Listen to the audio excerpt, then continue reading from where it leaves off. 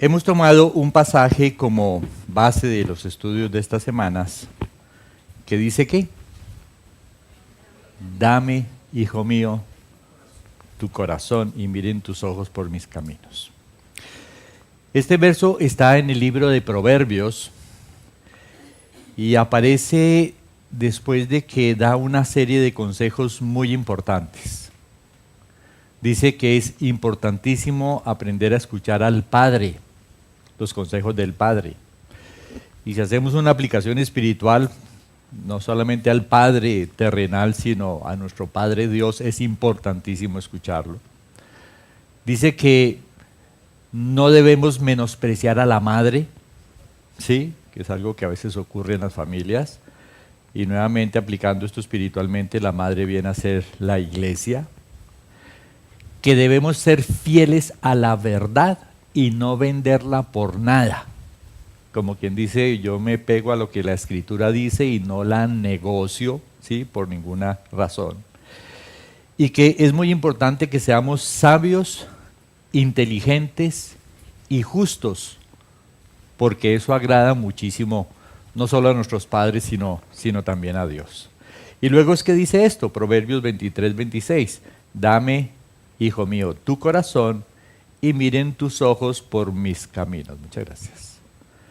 Y entendemos que este entregar el corazón a Dios es una acción indispensable que no solo nos permitirá seguir estos consejos de vida, sino aprender a ver las cosas como Dios las ve para poder caminar en los caminos que Dios tiene para nosotros. Obviamente, si no se entrega el corazón, no va a ser posible. Y después de que habla de la importancia de entregar el corazón, comienza a hacer unas advertencias muy severas. Proverbios 23, 27. Dice, porque abismo profundo es la ramera.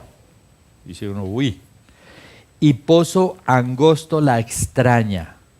También ella como robador acecha y multiplica entre los hombres los prevaricadores. O sea que advierte que la ramera, que solo ofrece placer, o la mujer extraña, entendió, dice la mujer con la cual el hombre no se debe meter, que espiritualmente también representan ¿qué? La falsa iglesia. El Apocalipsis habla de la gran ramera, ¿sí? Que es la unión de las religiones que enseñan de Dios de una manera torcida para que la gente crea que está bien, pero está lejos de Dios. Y la mujer extraña, que representa las falsas doctrinas, dice que son un peligro porque pueden atrapar el corazón de los hombres con tanta fuerza que solamente entregando el corazón a Dios podemos ser librados de su influencia.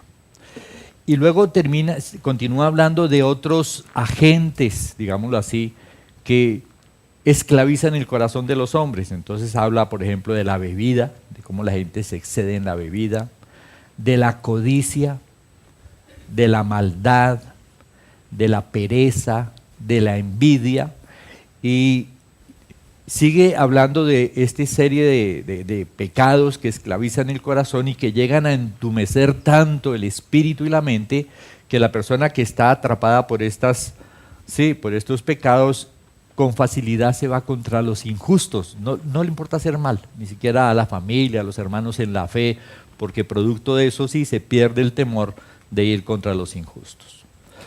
Ahora, en semanas pasadas estudiábamos, ¿verdad?, acerca de las cosas que más corrompen el corazón, y veíamos que la más importante era ¿cuál?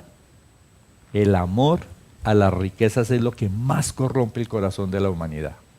Luego vienen los placeres, dentro de los cuales el sexo es el primero, la comida, pero el sexo es de los primeros que también más corrompen la humanidad. Y son las dos cosas que vemos en la humanidad en este momento, ¿no? Donde por la lucha por poder y riquezas, eso ya no ve uno gobierno, todos son pinochos, mejor dicho. Sí, y por otro lado, esa revolución sexual tan espantosa que se quiere imponer en todos lados. Ahora, cuando el Señor Jesús dijo que era más fácil pasar un camello por el ojo de una aguja a que una persona que amara a las riquezas poderse salvar, en realidad lo que está manifestando es el tremendo poder, ¿sí?, de aquellas fuerzas que esclavizan el corazón del hombre. Sí, de eso es lo que está hablando. Sí, dice, es imposible que una persona que se salve, que ama las riquezas se pueda salvar. O sea, está planteando una esclavitud poderosa, ¿sí? Donde sí, digamos, esa esclavitud del corazón, pues impide la salvación. Cuando Jesús dijo esto acerca de que una persona que ama las riquezas difícilmente se puede salvar, pues allí estaban sus discípulos y ellos oyendo esto dijeron, Mateo 19:25, dice, sus discípulos oyendo esto se asombraron en gran manera.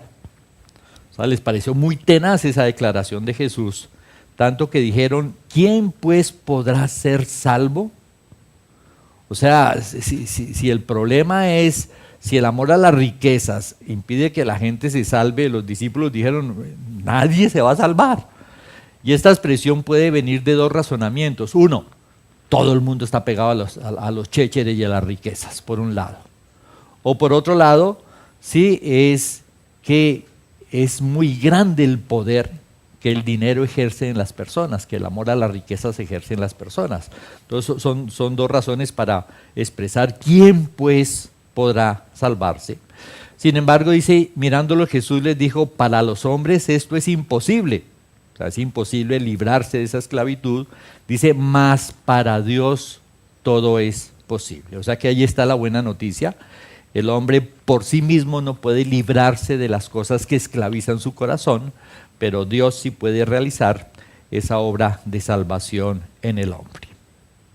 Ahora, los discípulos sabían que esta frase y esta enseñanza venía porque se acercó un joven que quería ser salvo y ante las palabras de Jesús él rechazó desprenderse de las riquezas y ellos viendo toda la situación y viendo lo que ellos habían hecho, porque ellos habían dejado sus casas y muchas cosas por seguir a Jesús, pues obviamente hicieron la siguiente pregunta. Pedro, que era el más impulsivo, Mateo 19:27, dice, entonces respondiendo Pedro le dijo, he aquí, nosotros lo hemos dejado todo y te hemos seguido.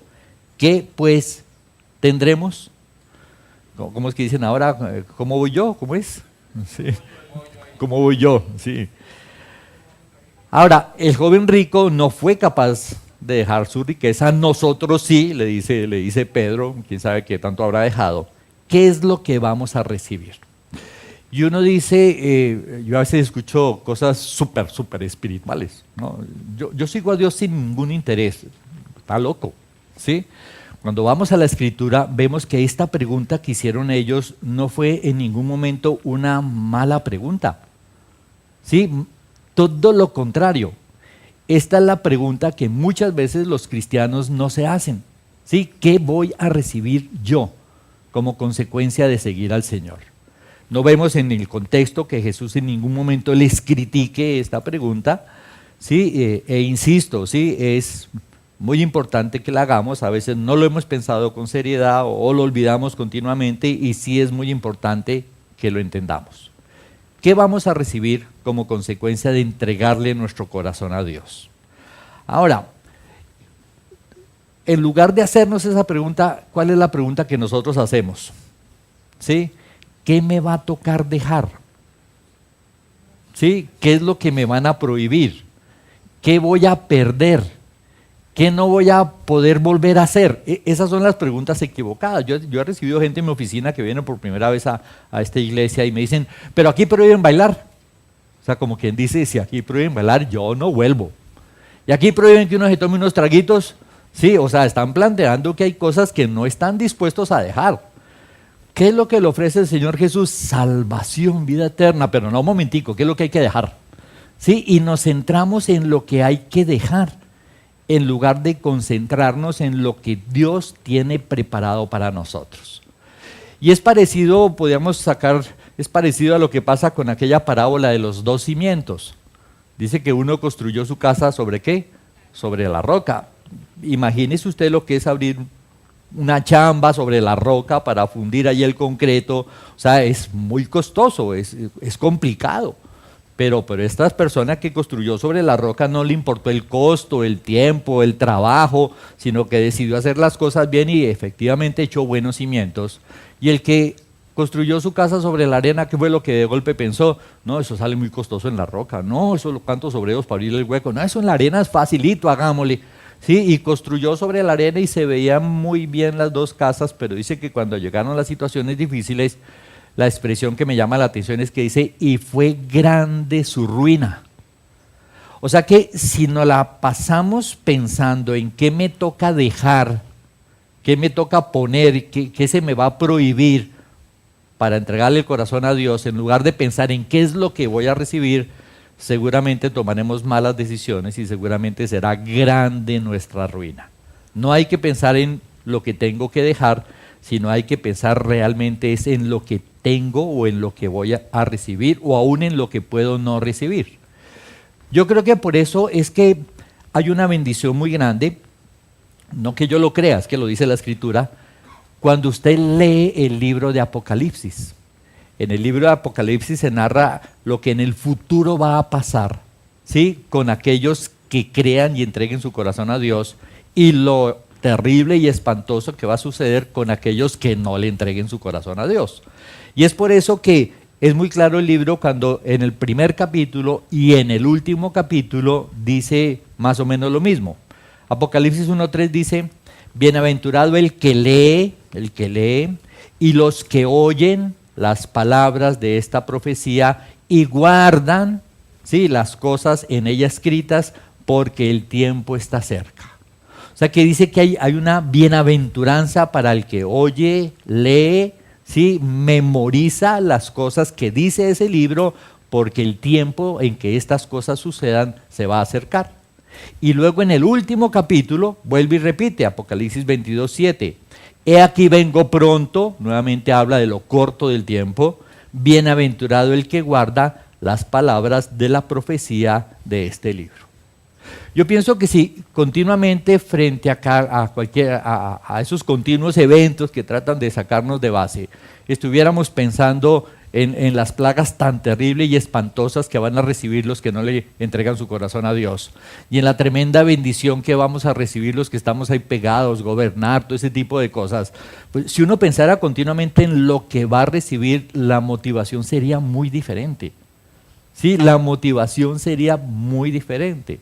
Lo notamos que aún por cosas pequeñas en el mundo, cuando el objetivo es algo que nos parece deseable, nos esforzamos, nos aguantamos, ayunamos, sí, hacemos cosas difíciles de hacer, sí, cuando no hay una motivación, pero cuando la motivación es importante, entonces va a pasar.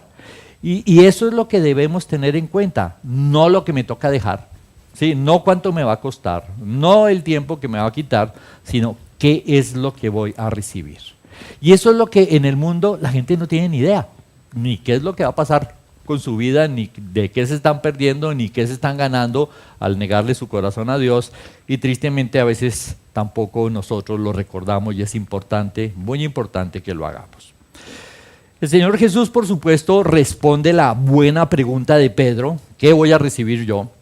Y le dice, Mateo 19:28, y Jesús le dijo, de cierto os digo que en la regeneración, cuando el Hijo del Hombre se siente en el trono de su gloria, vosotros que me habéis seguido también os sentaréis sobre 12 tronos para juzgar a las 12 tribus de Israel. Yo imagino las palabras para Pedro, ¿sí?, estas palabras para esos 12 discípulos, que seguramente ya los estaban criticando por haber abandonado sus trabajos, sus familias, por andar detrás de Jesús. 3 años anduvieron por ahí con el hombre, ¿sí?, que luego vemos en el libro de los Hechos que los mismos judíos los persiguieron, pero así, de una manera inclemente. ¿Cómo será recibir esa noticia? Vea, listo, todo el mundo los detesta, su pueblo no los quiere, creen que ustedes están locos, pero tranquilos, que al final de cuentas, ustedes van a gobernar sobre todo ese pueblo. Y es un ofrecimiento específico para los 12 apóstoles, gobernarán sobre las 12 tribus de Israel. Y cuando uno ve la descripción de la Jerusalén celestial, dice que la ciudad tenía 12 puertas, cada puerta una perla gigantesca con el nombre de cada uno de los discípulos. O sea que esa era fue tan buena motivación que los discípulos estuvieron dispuestos y murieron, ¿sí?, por hacer la voluntad de Dios, porque tenían claro qué es lo que iban a recibir. Ahora, este puesto es solo para los 12 apóstoles, no es para nosotros. nosotros igualmente tenemos unos privilegios enormes. Sí, también vamos a gobernar como la esposa del Cordero, como la iglesia. Y además de eso dice Mateo 19, continúa el Señor diciendo, Mateo 19, 29, dice, y cualquiera, o sea, ya no es para los discípulos, sino y cualquiera que haya dejado casas o hermanos o hermanas o padre o madre o mujer o hijos o tierras por mi nombre, recibirá 100 veces más y heredará la vida eterna.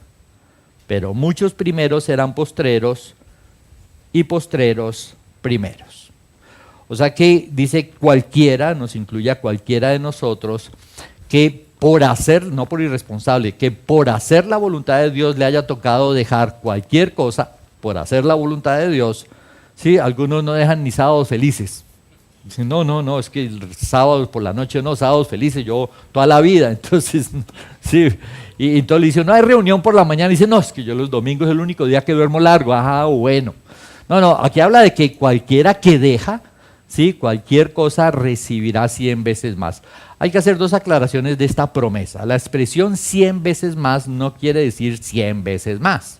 Usted dirá, pero ¿cómo así? Pues sí, es como cuando uno va al médico y uno regresa y dice, uy, esa cola estaba eterna.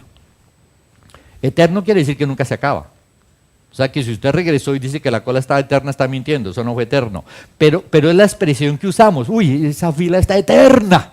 Sí, para uno decir que estaba pues hartísima la cosa, mucha gente, es igual, 100 veces más era una expresión que hablaba de abundancia, pero no literalmente de 100 veces más. La correcta interpretación de esta promesa es, cualquier cosa que usted deje por hacer la voluntad de Dios, traerá como resultado que Dios te dará de manera abundante todo lo que tú necesites para hacer la voluntad de Dios. Para hacer la voluntad de Dios. Pero obviamente aquí también entra en juego tu capacidad y tu madurez. Dios sabe que a algunos no les puede dar mucho porque se pierden. Y a otros no les puede dar muy poco porque se ahogan. Entonces Dios nos da según lo que sabe que podemos manejar para que podamos hacer su voluntad. Si usted le está pidiendo a Dios algo y Él no se lo ha dado todavía, no conviene que se lo dé. ¿Sí? No conviene que se lo dé, porque si se lo da por encima del tiempo de Dios, ¿sí? Resulta que eso que le da lo va a sacar a usted de base y va a terminar perdiendo muchas bendiciones. Además, piense usted en eso, ¿qué tal que yo dejara a mi mujer y me mandara 100 más? ¿Para qué? Por mucho 20 años de vida, ¿yo qué hago? ¿Cómo así yo qué hago con 100 esposas? Sí, sería terrible. La única que me aguanta es mi mujer, además. ¿Sí? O que usted deje su empresa, ¿sí? Por servir al Señor y de 100 empresas más. O sea, no tiene sentido, ¿sí? Realmente la explicación es la que les acabo de dar. Ahora, la segunda aclaración está en el del verso 30, dice, pero muchos primeros serán postreros y postreros primeros. Y aquí está hablando de algo que tiene que ver con aquellos que aquí en la tierra parecen ser los primeros, los más espirituales, los que entregaron todo su corazón y toda su vida, los que más le camellan al Señor, ¿sí? Y resulta que en el cielo, si es que aparecen, ¿sí? No van a aparecer como primeros, ¿sí? O sea, las cosas no son como las vemos aquí en la carne, las cosas tienen unos valores espirituales. Dios dice que juzgará las intenciones de los corazones, o sea que las cosas no son tal como parece, y algunos que parecen primeros serán los últimos, y otros que la gente menosprecia, ¿sí? Van a estar en primer lugar. Ahora, esta última frase de los primeros postreros y postreros primeros también nos habla en cierto modo de la dificultad que a veces tenemos para entregar nuestro corazón. ¿Por qué? Sucede algo similar a lo que puede pasar en la vida natural. Hemos escuchado testimonios de cristianos en Estados Unidos y en otros sitios que le dicen, bueno, si usted no reniega a Jesucristo, lo matamos, y ha muerto. ¿Sí? En un instante han entregado su vida para el Señor. Y ciertamente hay muchos cristianos que están dispuestos a entregar su vida al Señor, pero no están dispuestos a vivir día a día para Él.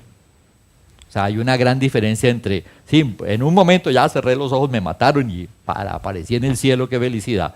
Sí, me quedé en la tierra y cada día quiero que haga las cosas como yo deseo que tú las hagas. Allí el asunto es más complicado. Igualmente podríamos decir de algunos esposos, ¿no? Que en determinado momento, no como aquel que se estaba ahogando y se subió en los hombros de su mujer para salvarse, ¿sí? Y luego la mujer se salvó, yo me imagino cómo lo quedó amando. Hay hombres que sí están dispuestos a poner en determinado momento a morir por su mujer y sus hijos, pero no están dispuestos a vivir de manera correcta que traigan bendición al hogar. Y esto yo lo he definido como una cosa es un arrepentimiento o una decisión puntual a un arrepentimiento o una decisión lineal, ¿sí? O sea, en el momento de la borrachera, que le estrellaron, que luego lo robaron, que terminó en la cárcel, dice, nunca más vuelvo a tomar, ¿sí? Pero eso de todo corazón lo dice. Pero a los 2 meses se le olvidó todo el cuento y lo invitaron, ya, un poquito nomás, y vuelve, ¿sí? En el momento, por allá de la fornicación, algún lío ni el tenaz tuvo y nunca más vuelvo a fornicar. Sí, y luego apareció otra por ahí y le parece y vuelve. Y creo que no podemos negar que muchas veces hemos vivido ese tipo de momentos, donde con toda seguridad le hemos dicho al Señor, Señor, yo solo quiero hacer tu voluntad. Señor, ya por fin entendí, yo no vuelvo a cometer ese pecado. Señor, voy a apropiarme de tu poder. Sí, y hasta algunos hemos dicho, Señor, si yo voy a caer en ese pecado, mejor llévame. Y pasa el tiempo y ahí volvemos a caer en el mismo pecado. La pregunta es, ¿por qué? Y esto me recuerda un evento en la vida del apóstol Pedro, donde cuando Jesús, llegando el tiempo final de estar con los discípulos, comenzó a decirles, me van a coger preso, me están persiguiendo, me van a coger, me van a lastimar, me van a crucificar. Y cuando esto suceda, le dijo a sus 12 discípulos, y cuando me cojan a mí, ustedes todos muertos de miedo van a salir corriendo. Cuando Jesús dijo esto, sí, Pedro insistió en que no. Dijo, no, yo no te negaré. Y cuando él dijo que no lo iba a negar, Jesús le dijo, usted me va a negar 3 veces antes de que el gallo cante por la mañana al amanecer. Sí, y ante esta aseveración de Jesús, yo con lo que conozco hubiera dicho, sí, Señor, si tú lo dices, yo lo voy a hacer. No, pero Pedro no. Pedro dice, Marcos 14:31, mas él con mayor insistencia, o sea, ya le había dicho 2 veces que no lo iba a negar, ahora por 3.ª vez Pedro que dijo, mas él con mayor insistencia decía, si me fuere necesario morir contigo, no te negaré. Y lo dijo con tanta, como decimos, con tanta berraquera, con tanta convicción, que los otros 11 discípulos dijeron, sí, todos nos dejamos matar, pero no salimos corriendo. Y todos salieron corriendo. Y Pedro lo negó 3 veces. ¿Sí? Hasta ante una criada lo negó. ¿Sí? Terminó negándolo y luego pues viene todo un proceso en la vida de Pedro. Ahora, la pregunta podía ser, ahora, ojo, todos le negaron inicialmente, pero luego algo pasó en sus vidas.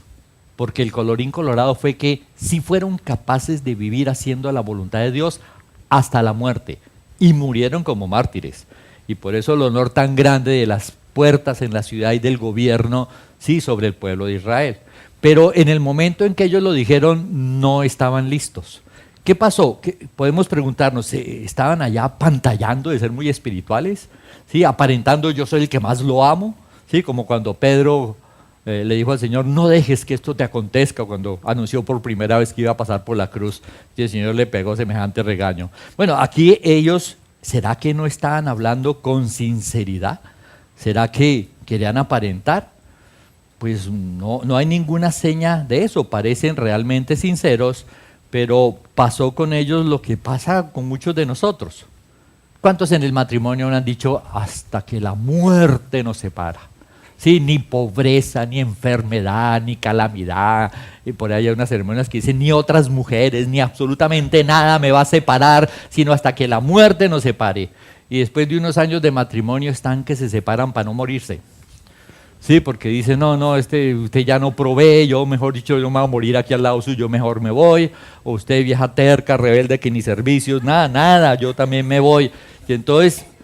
Pero cuántos, yo no sé cuántos estaban ahí en el altar pensando, carreta, sí, que la muerte no se pare, no, mijo, yo voy a estar aquí un ratico nomás, ¿será? Si alguno que yo he casado ha pensado así, me avisa, le doy con un palo en la cabeza. No, hacemos ese tipo de promesas, pero volvemos a lo mismo. Es que es más fácil en un momento decir sí, ¿sí?, que mantenerse en esa decisión. A veces cuando hacíamos ciertos viajes, peregrinaciones o idas a misión, los cristianos decían, yo le decía a alguien, ¿tú vas a ir al campamento? Sí, yo voy a ir al campamento. Pero ¿tienes con qué? No, pero yo tengo fe, pero yo voy a ir al campamento. Entonces lo llamamos fe a distancia. ¿Sí? Cuando faltan 6 meses todos van a ir al campamento. Cuando faltan 3 meses ya se han bajado un poco. ¿Sí? Cuando falta un mes ya se han bajado otros. ¿Qué pasó? ¿Sí? No hacen lo correcto, no se sostienen. Y es eso, no hay una decisión permanente. Ahora, ¿por qué sucede esto en nuestra vida? Pues sucede esto porque hay cosas que amamos más que a Dios y no somos conscientes de esos amores. Hay amores ocultos y esos amores ocultos no se manifiestan sino hasta la hora de la verdad. ¿Sí? A la hora de la verdad es que se descubre que en nuestro corazón hay esclavitud, hay amores ocultos que a veces ni siquiera somos conscientes, pero cuando llega el momento de la verdad, pues los entendemos. Ahora, de eso es que habla la Escritura cuando dice engañoso es el corazón y perverso. Está hablando exactamente de eso. Usted cree que ama a Dios mucho y que confía mucho en Él, pero eso es lo que usted cree. La realidad es otra. Ahora, si volvemos al caso del joven rico, miren lo que nos cuenta la Escritura y piense usted si cree que él estaba apantallando también. Marcos 10:17.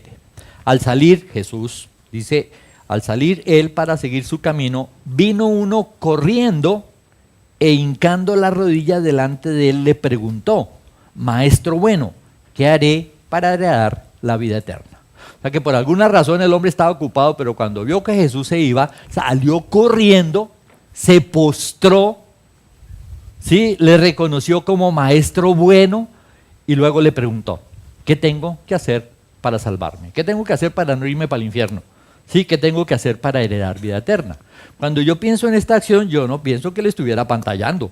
Realmente este hombre estaba interesado en saber qué era lo que necesitaba hacer para salvarse. Jesús le responde, pero ojo con esto, le da una respuesta dentro del viejo pacto. Las respuestas dentro del viejo pacto son diferentes a las del nuevo pacto. ¿Qué le responde el Señor Jesús bajo el viejo pacto? Le dice, tienes que guardar los mandamientos. Y cuando le manifiesta que tiene que guardar los mandamientos, pues este hombre responde, Marcos 10:20, él entonces respondiendo le dijo, Maestro, todo esto lo he guardado desde mi juventud.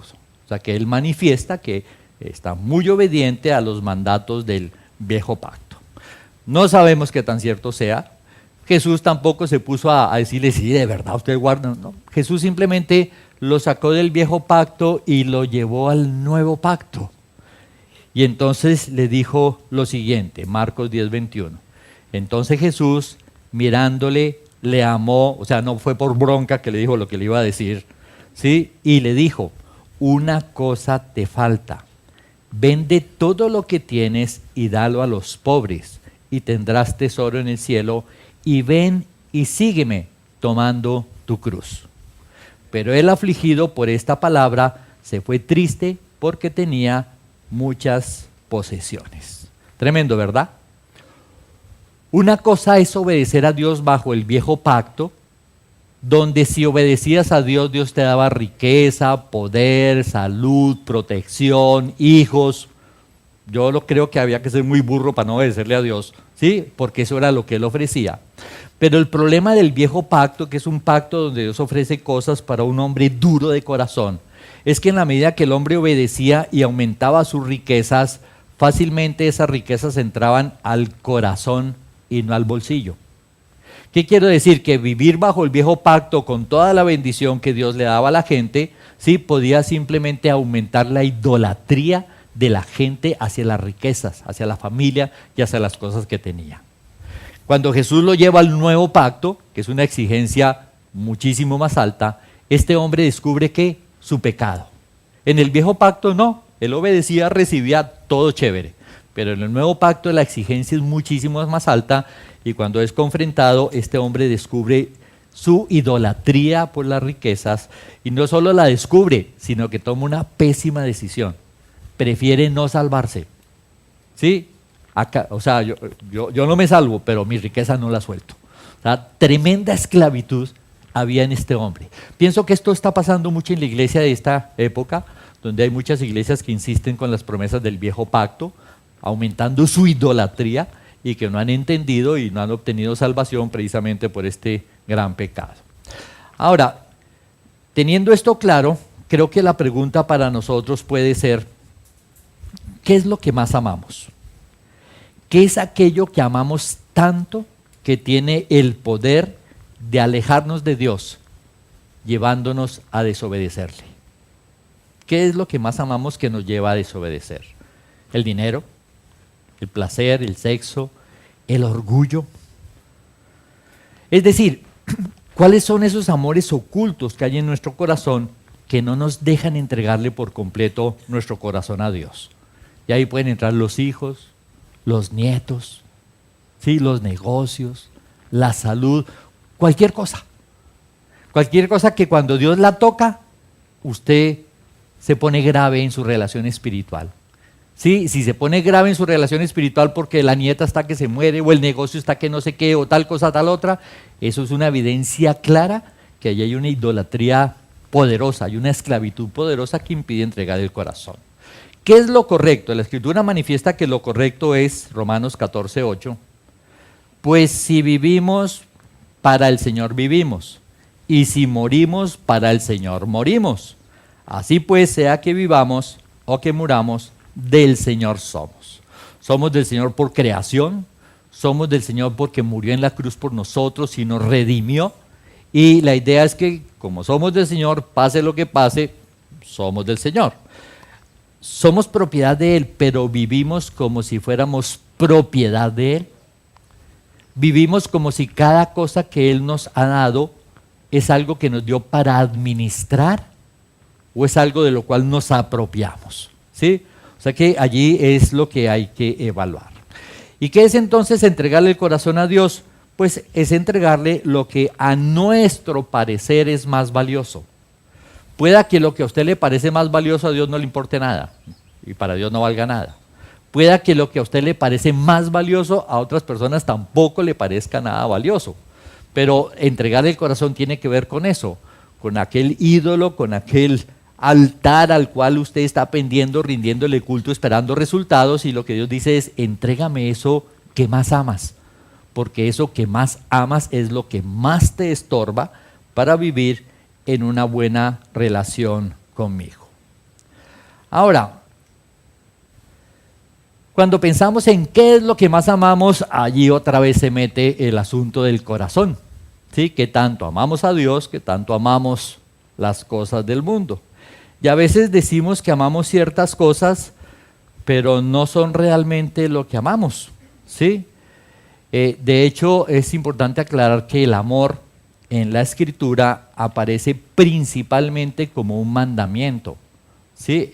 Los mandamientos se cumplen con la voluntad, ¿sí? Yo me caso con esta mujer porque decido amarla hasta que la muerte nos separe. Esa es una decisión de la voluntad.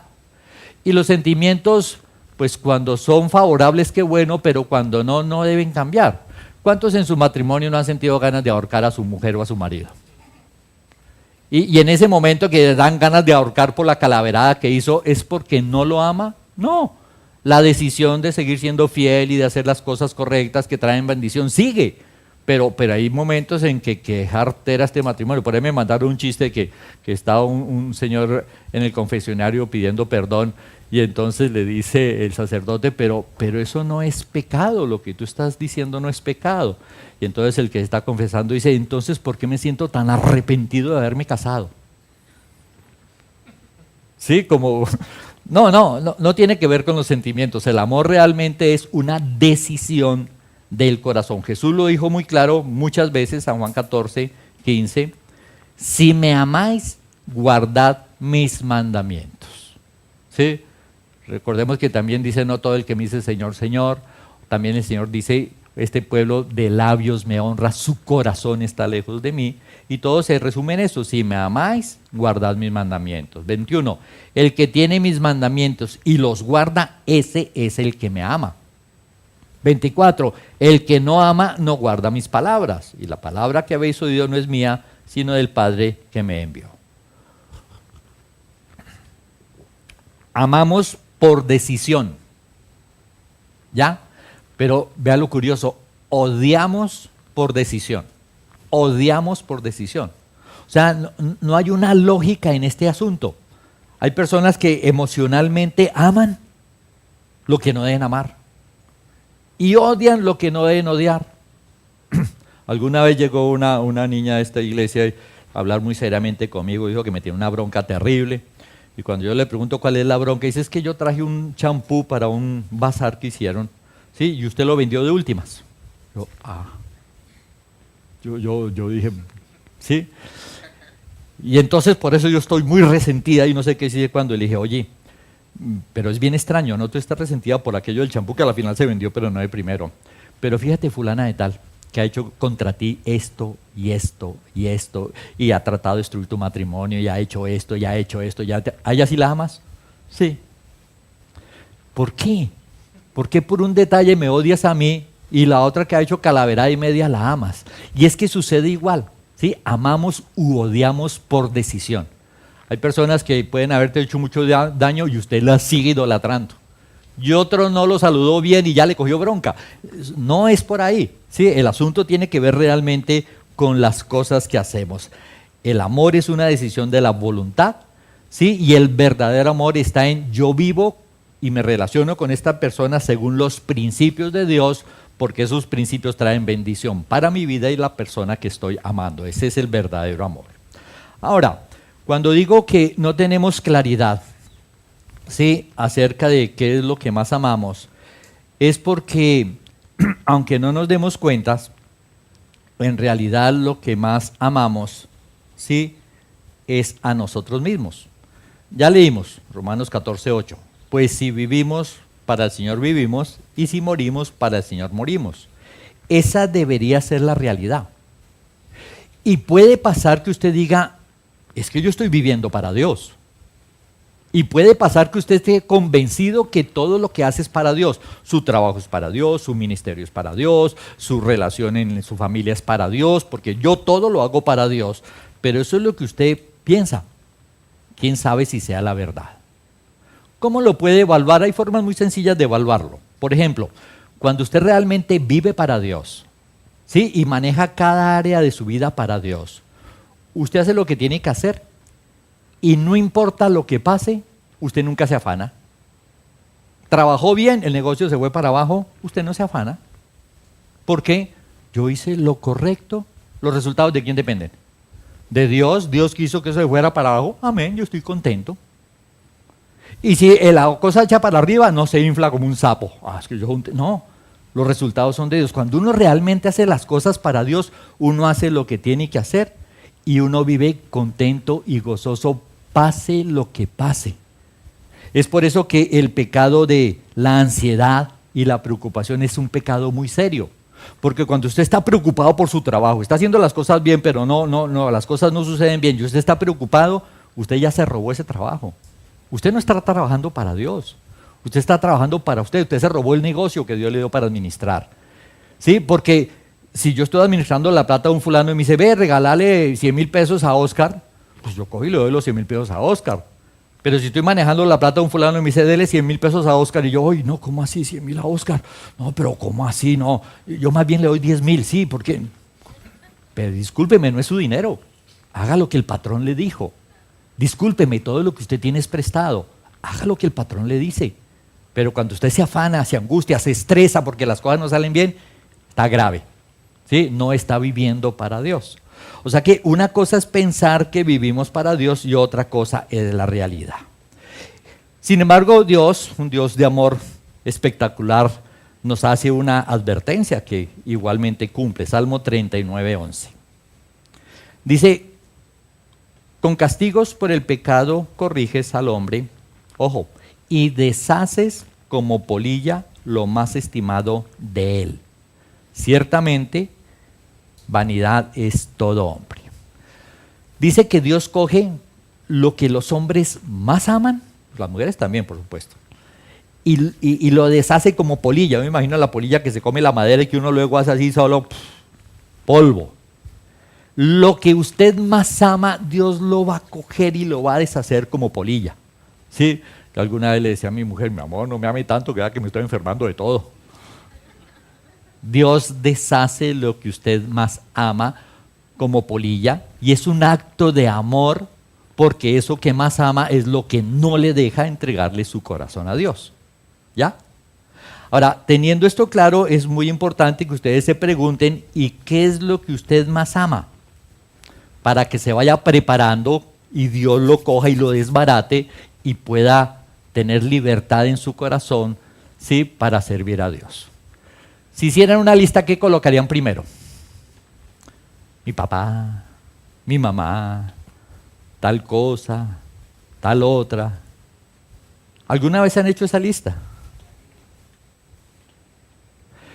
Y una vez reuní, hace 38 años, reuní a unos discípulos y les compartí esto y les dije, háganme la lista de lo que ustedes más aman para que se preparen a lo que Dios va a destruir. Eran puros universitarios. Entonces con cara así como de angustia comenzaron a colar mi carrera, mi perro, ¿sí? Mi salud, mi abuela, mi tal cosa. Y luego les hice que leyeran la lista, ¿sí? Y les dije, ustedes no se dan cuenta de algo muy particular en la lista de ustedes. Mi carrera. Si usted no estudiara esa carrera, ¿le importaría esa carrera? No. Si esa que usted dice que es mi mamá es lo más importante, fuera la mamá del vecino y no la suya, ¿usted le importaría? No. O sea, creemos que amamos muchas cosas, pero nos amamos tenazmente solo nosotros. Y las cosas nos parecen importantes por lo que producen en nosotros. Entonces no es que yo ame a mi esposa, ¿sí? Porque si fuera la esposa de otro, pues no la amaría. ¿Sí? Entonces, ¿qué es lo que realmente más amamos? Pues lo que realmente más amamos somos nosotros mismos. ¿Ya? O sea que en realidad, cuando vemos el texto de lo que deberíamos vivir solo para Él, debemos entender que lo que más amamos somos nosotros mismos. Ahora, dentro de nosotros mismos, ¿qué es lo que más amamos? Alguien dirá, mis ojos, mis piernas, ¿sí? Mi inteligencia. ¿Sabe qué es lo que más amamos dentro de nosotros mismos? ¿Qué? Poder hacer con nuestra vida lo que nos da la gana. De eso se trata la vida en el mundo. Estudie para que no sea un vil sujeto, sí, arruinado ahí, sino que pueda surgir y tener poder y relaciones y conocimiento. Y todo eso que la gente busca conseguir es ¿para qué? Para hacer lo que le da la gana. Y la vida de ensueño para la gente es me gané el baloto, y entonces tengo una casa en Miami y otra en Dubái y me asoleo, los cueros al sol y mejor dicho la vida placentera y no tengo horario y nadie me manda. Esa es la vida que sueña la gente del mundo. Ese es el peor enemigo del cristianismo. Ese deseo de yo quiero hacer lo que me da la gana. Porque lo correcto es que hagamos solo lo que Dios quiere que hagamos. Pero entonces yo no puedo decidir qué hacer con mi vida. Ese es a veces el conflicto de algunos matrimonios aún cristianos, ¿sí? Donde cuando comienzan a hablar de sujeción y de autoridad, dice, pero yo tengo que hacerle caso a mi marido. ¿Pero por qué? Claro, Dios machista tenía que ser. Bueno, si hubiera colocado a la mujer dirían que Dios era gay, no sé. Sí, pero el punto es, sí, Dios lo estableció de esa manera. ¿Y por qué tengo que hacerle caso a mi marido? Y cuando uno se pone a meditar, el problema no es hacerle caso al marido. Ese no es el problema. Imagínate que tu marido llegara y te dijera, ay mi amor, mira, toma 5 millones, ve y cómprate la ropa que quieras, ya lo que quieras, pero gástatelo rápido. ¿Usted se rebelaría ante ese mandato? O que él se levante un día por la mañana, mi tesoro, no hagas nada. Yo voy a lavar, planchar, barrer, yo hago el almuerzo, quédese acostada en la cama, ya le traigo el desayuno. ¿Y usted furiosa? No creo, de verdad. O mi amor, ve al salón de belleza y que te hagan de todo. O sea, todo. No importa lo que cuesta, que te hagan de todo en el salón. Masajes, baño de luna, de sol, de tierra, de lo que sea. ¿Sí? O toma, matricula en ese gimnasio espectacular, matricúlate en el gimnasio. O sea, ¿habría problema para que una mujer obedeciera este tipo de mandatos? Sí. Sí, hay problema. Hay la que le dicen, toma estos 5 millones para gastártelo en ti, y furiosa decir, y claro, yo le vivo pidiendo 100,000 pesos para mi mamá y usted no me ha dado ni un centavo. Sí, me parece el colmo, y furiosa puede estar. ¿Dónde está el problema? Me fascina que me ordenen lo que yo quiero hacer. Pero cuando me mandan a hacer lo que no quiero hacer, no importa lo bueno que pueda hacer, no lo quiero hacer. ¿Sí? Te matriculé en el gimnasio, ¿y cómo así? ¿Y quién dijo que yo quiero hacer ejercicio? No me friegue, o me ama así como estoy yo. Furiosa. Ve al salón de belleza. No, yo tengo una cita con mis amigas. ¿Qué salón de belleza? Ni qué, no, nada. ¿Dónde está el problema? El problema no es obedecerle a quién. El problema es qué me está ordenando, ¿sí? Que no me gusta. Y volvemos a lo mismo, que es lo que más amamos, hacer con nuestra vida lo que nos da la gana. De hecho, las personas evalúan su felicidad y su éxito en eso. El negocio va como quiero, esto y tal cosa, y puedo hacer, y la evaluación va a eso. Cuando no puede hacer lo que quiere, el asunto, obviamente, está mal. Ahora, más allá de esto, y no estamos hablando de aquel que quiere vivir una mala vida, que quiere ser sicario, manejar un prostíbulo o ser traficante, no, estamos hablando de personas que tienen planes excelentes. Pero ¿cuál es el problema de estos planes excelentes? El problema de estos planes excelentes es que no están teniendo en cuenta a Dios. Y lo mismo pasa en algunos matrimonios, ¿verdad? El marido es una persona muy correcta, muy trabajador, es un tenaz, es un genio, para los negocios, maneja eficazmente, pero resulta que este marido, que es una maravilla, hace todo y no tiene para nada en cuenta a su mujer, pero para nada. Si él quiere trabajar más largo, no le importa dejar a la mujer esperando. Si él y se va de viaje, ay, no le compré tiquete, no le interesa si ella vive feliz, ni le pregunta para no meterse en líos. Hace todo muy bien, pero no tiene para nada en cuenta a su esposa y a sus hijos. Puede que la gente diga, ese tipo es excelente, pero ¿qué dirá la esposa? ¿Sí? Es un egoísta, hace de todo, no me tiene en cuenta para nada. Para nada, para nada. Ahora, si eso ya, sí, mirándolo bien, muestra que es un pésimo esposo, sí, podrá ser un buen trabajador, buen lo que quiera, pero un pésimo esposo. Igual pasa en nuestra relación con Dios. No se trata de qué tan buenos son nuestros planes, qué tan maravillosos, sino la pregunta es, cuando nosotros planeamos, ¿sí? Vamos donde Dios para que nos enseñe a planear. Porque ni siquiera es hacer un plan y luego llegar donde el Señor, ay Señor, ¿me lo apruebas? No. Eso ya llegó tarde, hermano, con su plan. La idea es antes de planear, Señor, ¿quieres que planee? ¿Sí? ¿Hacia dónde le apunto? ¿Qué es lo que quieres que haga? ¿Sí? Y luego con todo eso, Señor, creo haber entendido cuál es tu voluntad. Ok, Señor, bendíceme en la ejecución de este plan. Pero no es lo que los hombres hacen. Los hombres tratan de vivir una buena vida, una vida excelente, pero no le preguntan a Dios qué es lo que tienen que hacer. Y si eso en el matrimonio es malo, imagínense en la relación con Dios, es gravísimo. ¿Por qué no le consulto a Él? ¿Por qué no lo tengo en cuenta? Porque no confío en su capacidad, no confío en su amor, no confío en su poder. Yo solito puedo hacer las cosas para el infierno. Por buena que sea la persona, para el infierno. La Escritura lo dice de la siguiente manera. Santiago 4:13. Si uno tuviera una clara concepción del amor de Dios, uno que diría, me ama tanto, Señor, ¿qué es lo que hay que hacer? Pero a veces no confiamos en el amor de Dios, ¿sí?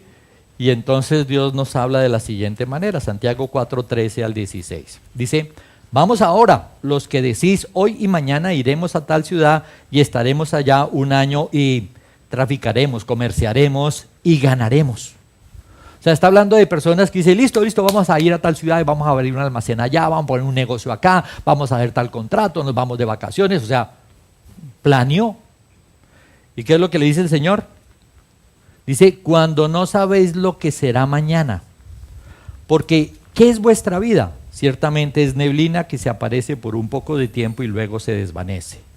En lugar de lo cual deberíais decir, si el Señor quiere, viviremos y haremos esto o aquello. Pero ahora os jactáis en vuestras soberbias, toda jactancia semejante es mala. Soberbia se llama el pecado de planear sin tener en cuenta a Dios. Y dice la Escritura, Dios resiste a los soberbios. Sí, los soberbios no entrarán al reino de Dios.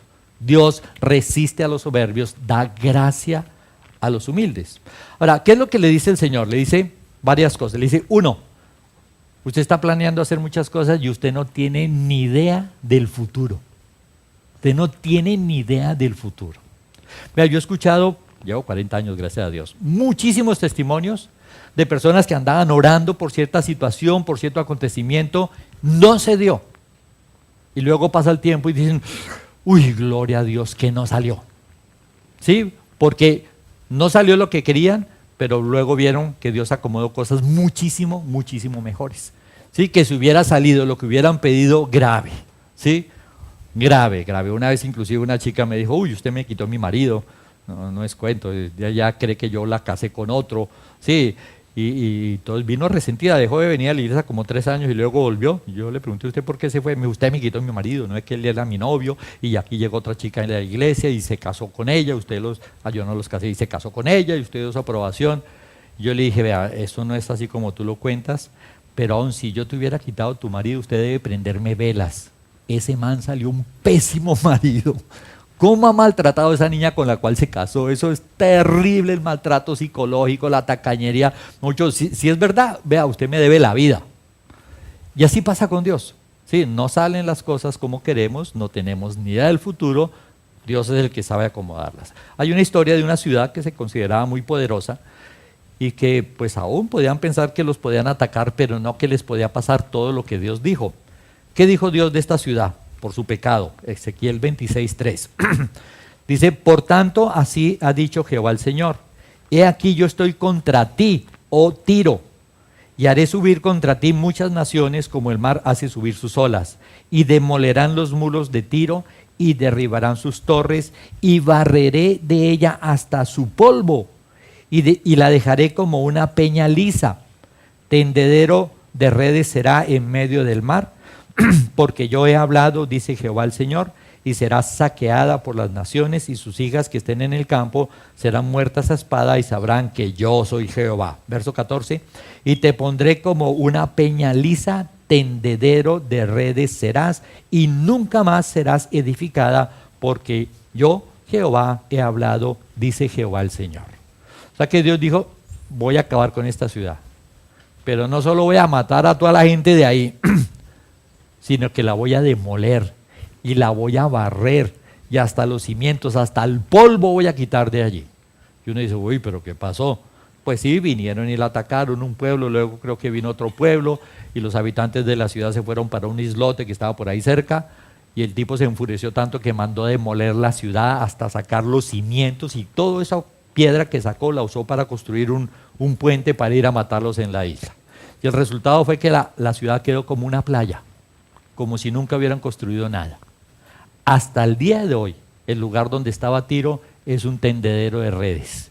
Tiene agua potable, que eso en Israel es escasísimo, ¿sí? Tiene todas las condiciones para construir allí un sitio, nunca ha sido construido. Dios dijo que iba a ser de esa manera. Y entonces la pregunta es, ¿cómo planear nuestra vida si nuestro futuro está en las manos de Dios? O sea, ¿cómo pretender hacer algo tan tonto como eso? Lo segundo que le dice es, usted no es nadie. Usted ni siquiera es la nube que proyecta la sombra, usted es la sombra. ¿Qué es una sombra?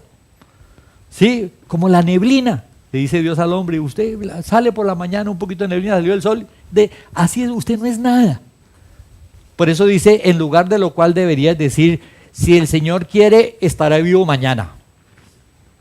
Porque puede morir esta noche. Y si está vivo, si el Señor quiere, podemos hacer lo que hemos pensado hacer. O sea que lo segundo que le dice, usted no es nadie. Sí, usted no es nada. A mí me da risa en las películas y pues ya me da risa de tanto oírlo, ¿no? Se van a la guerra y le dice a la esposa, tranquila, yo volveré a la guerra. Yo volveré. Y vuelven porque es película. Sí, pero ¿cómo aseguro no ir a la guerra? Te aseguro, te juro por Dios, yo regresaré. Inmenso, ¿usted cómo sabe que va a regresar? A lo mejor se tropieza a salir de acá y se desnuca, ni siquiera alcanzó a irse a la guerra y no llegó. ¿Sí? Pero es que esa es la triste realidad del hombre, una prepotencia y una soberbia. ¿Sí? ¿Van a venir el próximo sábado ustedes? Si Dios quiere. Sí, ya se han muerto como 3 en este tiempo. Sí, me ha tocado ir a harto velorio, sí, de gente de la iglesia, cualquiera. Entonces, usted no es nadie. Lo tercero es, usted debe pedir la dirección de Dios. Sí, yo diría más que el permiso, la dirección de Dios. Porque es que hacer planes bien y luego, Señor, sí, no, pedir la dirección de Dios. Y si no pide dirección de Dios, usted es un soberbio y un jactancioso. Vea, yo recuerdo un joven, una joven pareja que iba a un grupo de oración en Manta. Yo vivía en Guayaquil, como a 2 horas, iba todos los lunes y hacía un grupito de oración en el pueblo de Manta, el puerto. Y una señora muy dispuesta, pero el marido nunca asistió. Y como después de un año hubo un cumpleaños y lo invitaron. Entonces yo vi la oportunidad de compartirle. Y recuerdo que estaba en el sofá, yo me senté al lado de él en el sofá y comencé a hablarle y me pegó una vaciada. ¿Usted qué le importa mi vida? Usted no se meta en mi vida, yo no quiero saber nada de su Dios, no quiero saber nada. Pegó una vaciada que cuando el hombre paró yo le dije, mire, perdóneme pero entiéndame, ¿sí? Para mí este es un asunto de vida o muerte eterna. Y por eso arriesgándome a lo que me acaba de pasar, por eso yo de todos modos le insisto que es importante que usted busque a Dios. Lo que pasa es que los hombres somos tan orgullosos que hasta que Dios no nos humilla, pues no reconocemos la necesidad de Dios. Y entonces él me dijo, pues dígale a su Dios que venga a humillarme. Yo me ericé. Sí, yo me ericé. Claro, y dije, uy, este tipo no tiene ni idea de lo que está diciendo. Nos contaba la esposa que él compró unas redes gigantescas que echan en el mar. Las amarran de 2 barcos y van, sí, y cogen cardúmenes enteros. Acababa de comprar a crédito una red de esa de como 20 millones de sucres, una cosa así. Estoy hablando hace ratico, ¿no? Y dice que salían los barcos pesqueros, sí, y las otras redes todas cogían peces. Y la de él solo mugre. Y solo mugre. Y solo mugre. Y no pudo pagar la red. Y lo embargaron y perdió, ¿sí? Luego trató de vender todos los computadores del puerto allá a los puertos, y la de las negociaciones era una señora de bastante edad, y él en su afán por venderla hasta de mozo ella se puso. Y estuvo un buen rato ahí, la señora pues se lo gozó y nunca le compró nada, ¿sí? Hasta que un día él le dijo a la esposa, ¿qué será lo que me está pasando? O sea, todo como un maleficio, y la mujer le dijo, por bruto, usted no le dijo que le dijera a Dios que lo viniera a humillar. Y dice que producto de esa conversación él se arrodilló, sí, le dijo, Señor, perdóname, sí, tal cosa, tal otra, sí, pues para buscar mejorar su situación, y aunque se arrodilló y le pidió a Dios que le quitara la mano de encima, siguió para abajo. Yo no sé qué pasó luego, pero yo asumo que él se arrodilló fue para recuperar la plática nomás. Y no entendía, sí, que ese no es un propósito que valga la pena, y por eso pienso que Dios siguió colocando su mano sobre él. O sea, creo que Dios fue suave con él, imagínense. Hay gente que cuando se le habla de este tema, sí, de debes vivir para Él, salen con otra pero olímpica, y yo no valgo. Y mis pensamientos, y mis sueños, es que no tienen valor. Digo, pues sus sueños, sus pensamientos son lo más valioso que hay en el mundo. Pero sus sueños y sus pensamientos, sus métodos comparados con los de Dios no son sino basura. O sea, cuando una persona trata de argumentar es que yo valgo, es que yo tengo derechos, es que yo también puedo, esa persona no está sino manifestando que no tiene ni idea quién es ese Dios santo, santo, santo, sí, que está sobre nuestras vidas, y como no tiene ni idea, pues está hablando toda esa estupidez. Ahora, el asunto es que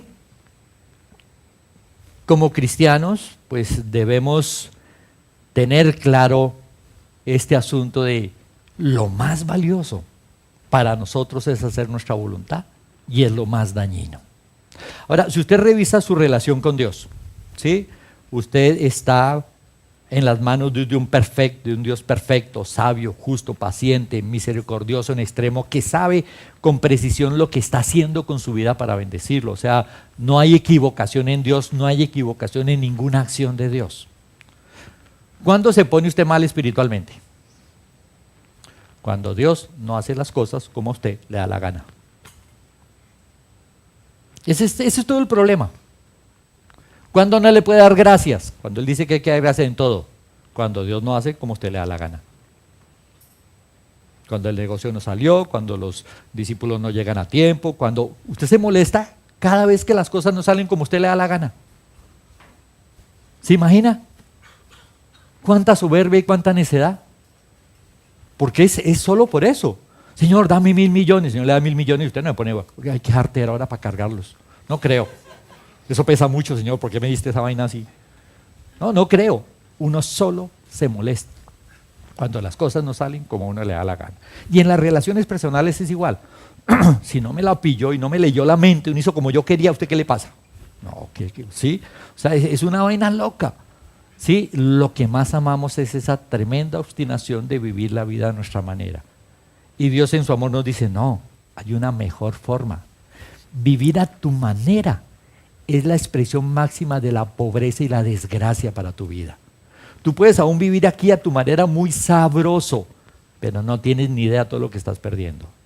Entregarle el corazón a Dios y vivir a la manera de Dios, no sabes cuánta riqueza, ¿sí?, habrá eternamente para tu vida. Pero no lo pensamos, y es algo que es muy importante que aprendemos a pensarlo así. Es más, a veces algunas han insistido, Señor, fulano, y les da fulano y le digo, uy, Señor, yo no sabía lo que estaba pidiendo. Sí, qué desgracia, yo ahora cómo hago para librarme de este. Sí, pero es producto de eso, porque a veces Dios en nuestra inmensa terquedad, ¿sí?, cuando nos dice no a algo y seguimos insistiendo, Dios dice, bueno, está bien, tanto friega, tome a ver. Y luego uno en la experiencia dice, uy, sí, no era por allí, sí, no era, es el caminar, pero uno en su necedad insistía que era de esa manera. Algunos hasta cogen la escritura y la tuercen. Salmo 37:4. Deleítate a sí mismo en Jehová y Él te concederá las peticiones de tu corazón. Uy, amén, me va a dar todo lo que yo quiero. Si yo quiero tal cosa, un marido así, un trabajo así. Pero discúlpeme, dice deleítate en Jehová.